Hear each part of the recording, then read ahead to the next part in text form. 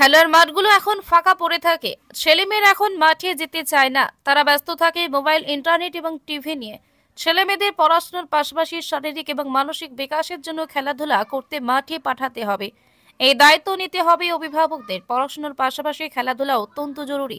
সোমবার চরিলাম বিদ্যালয় পরিদর্শকের অধীন আড়ালিয়া হাই স্কুলের বার্ষিক ক্রীড়া প্রতিযোগিতা এবং পুরস্কার বিতরণী অনুষ্ঠানে প্রধান অতিথি হিসেবে উপস্থিত থেকে কথাগুলো বলেন চরিলামের বিশিষ্ট সমাজসেবী তাপস দাস।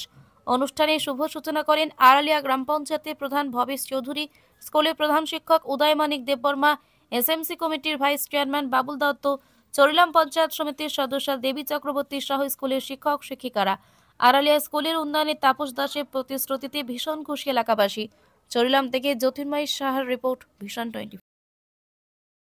8, 9, 10, 11, 12, 13, 14. Next, change. প্রতিযোগিতায় আমাকে আমন্ত্রণ জানিয়েছেন, তার জন্য আপনাদের আমি ধন্যবাদ জ্ঞাপন করি।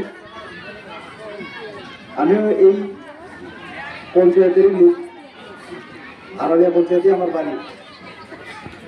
আমি এখানে এসে জানতে পারলাম যে এই স্কুলের অনেক শিক্ষক স্বল্পতা রয়েছে এবং কিছুক্ষণ আগে এই স্কুলেরই ছাত্রছাত্রীরা একটি পিটি প্রদর্শনী করেছে। এখানে আমি দেখতে পেলাম ওদের ভালো বাজনাও নেই, গ্রামটাও ভালো না, ভাঙা গ্রাম।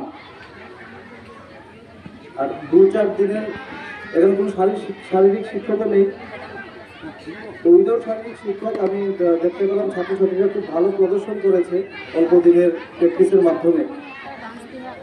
তো আমি চেষ্টা করবো স্কুলের পরিকাঠামোগত উন্নয়নে আমার যদি কোনো সহযোগিতা লাগে, আমি আমার তরফ থেকে সমস্ত ধরনের সহযোগিতা থাকবে। আর আজকে যারা এখানে গার্জিয়ানরা উপস্থিত আছেন তাদেরকে উদ্দেশ্য করে বলবো যে একটি স্কুল উন্নত বা ডেভেলপমেন্ট করতে গেলে স্কুলের শিক্ষক শিক্ষিকাদের যেরকম অবদান থাকে, এই অবদান এই অঞ্চলের প্রত্যেকটা মানুষেরও দরকার। আপনারা ওদের পাশে থেকে স্কুলকে কিভাবে আরো ডেভেলপমেন্ট করা যায়, কারণ আমি দেখতে পেলাম স্যার একটু আগে বলছিলেন যে স্কুল থেকে মাধ্যমিকে 4জন ফার্স্ট ডিভিশন পেয়েছে লাস্ট ইয়ার। স্কুলের এই বিদ্যালয়ের আগামী দিনের ভবিষ্যৎ প্রজন্মের উন্নতি কামনা করি আমি। এই স্কুলের উত্তরোত্তর শ্রীবৃদ্ধি হোক। অনেক দিনের পুরনো স্কুল এটা। এই 2025 সনের জানুয়ারি মাসে আজকে বার্ষিক ক্রীড়া প্রতিযোগিতায় আমি এখানে আসতে পেরে আমি নিজেকে আনন্দিত এবং গর্বিত মনে করি।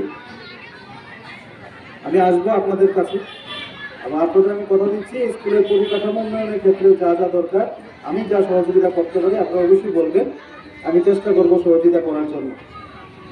আর আমি চেষ্টা করবো একজন শারীরিক শিক্ষককে আইএস এর সঙ্গে ডিওর সঙ্গে কথা বলে একজন শারীরিক শিক্ষক নাকি এখানে দেওয়া যায়, যাতে পড়াশোনার পাশাপাশি খেলাধুলারও উন্নয়ন দরকার।